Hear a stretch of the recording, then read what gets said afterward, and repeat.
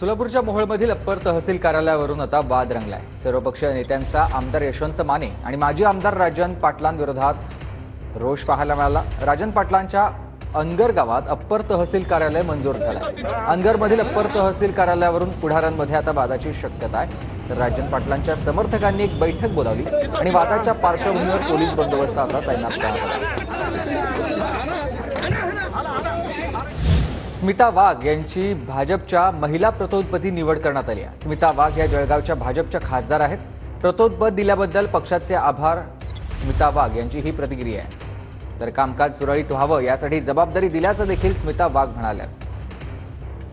महिलांचे 2 गट केले गेले। एका गटाची जबाबदारी माझ्याकडे दिली आहे। कामकाज सुटसुटीत व्हावं, कामकाज नीट व्हावं, सुरळीत व्हावं आणि सगळ्यांना विषय चांगल्या पद्धतीने मांडता यावे याच्यासाठी सगळी ती व्यवस्था। मी नेतृत्वाचे तर नक्कीच धन्यवाद देईल की पहिल्यांदा मी खासदार म्हणून आलेले आणि एवढी मोठी जबाबदारी दिलेली आहे। पण संघटनेत बरेच वर्षापासून काम करते, वेगळ्या पदांवर काम केलेलं आहे। तर त्या माध्यमातून मला वाटतं ही नवीन जबाबदारी एक माझ्या दृष्टीने खूप म्हणजे आनंदाचा आणि महत्त्वाचा विषय आहे की सगळे मिळून आम्ही काम करणार आणि एक कोणाला तरी मॉनिटर करायचं असतं।